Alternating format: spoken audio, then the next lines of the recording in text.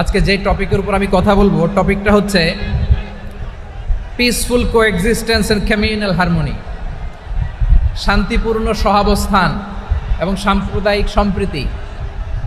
আমাদের বাংলাদেশে সাম্প্রদায়িক সম্প্রীতি আছে না নাই?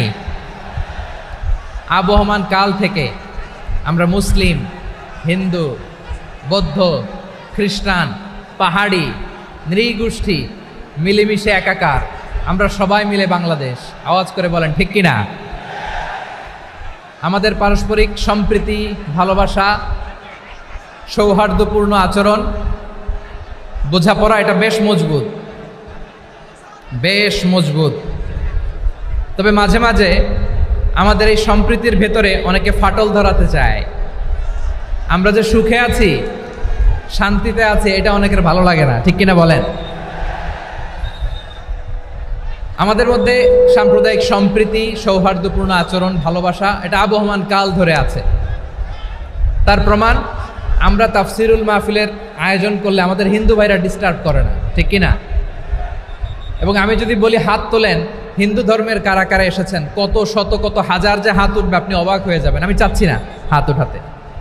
খুলনাতে সর্বশেষ যে আমি প্রোগ্রাম করে গেলাম, সেখানে কয়েকশো হিন্দু ভাই আসছে আমাদের আলোচনা শুনতে, আলহামদুলিল্লাহ।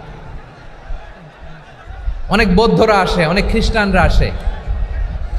এবার সফরেও অনেক হিন্দু ভাইরা আমার সাথে দেখা করেছে। তারা বলেছে, হুজুর আমরা আপনার আলোচনা শুনি, আলহামদুলিল্লাহ বলেন। So it's our responsibility to present our religion to our non-Muslim brothers and sisters. আমাদের অমুসলিম ভাই বোনদের কাছে ইসলামের সৌন্দর্য তুলে ধরা এটা আমাদের দায়িত্ব। We all are the ambassador of Islam. আমরা প্রত্যেকে দায়িত্বশীল, আমরা প্রত্যেকে এক একজন ইসলামের অ্যাম্বাসেডর, আলহামদুলিল্লাহ বলেন। এজন্য এমনভাবে দ্য বিউটি অফ ইসলাম, ইসলামের সৌন্দর্য আমাদেরকে ফুটিয়ে তুলতে হবে, যাতে করে নন মুসলিমরা শাহাদা পড়ে, কালিমা পড়ে মুসলমান হয়ে যায়। অনেক নন মুসলিম ভাই বোন আমাদের হাতে শাহাদা পড়ে, কালিমা পড়ে মুসলমান হয়েছে, অনেক।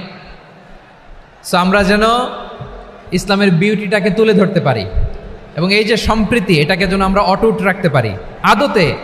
আদতে বাংলাদেশের ইতিহাস বলে আমাদের দেশে কোনো দাঙ্গা নাই, আছে? লালমনিরহাটের ভাইয়েরা আওয়াজ করে বলেন, আমাদের দেশে হিন্দু মুসলিম দাঙ্গা আছে? আমরা ভাই ভাই, আওয়াজ করে বলুন তো, আমরা কি ভাই ভাই? কিন্তু কিছু দুষ্ট লোক আছে, তারা আমাদের সম্পর্কের মধ্যে ফাটল ধরাতে চায়, ঠিক কিনা বলেন? মাঝে মাঝে ঝগড়া লাগাতে চায়। দেখবেন পত্রপত্রিকায় দেখা যায় বিভিন্ন ধর্মীয় উপাসনালয়গুলোতে হামলা চালানো হয়। এগুলো রাজনৈতিক উদ্দেশ্য প্রণোদিত, এগুলোর সাথে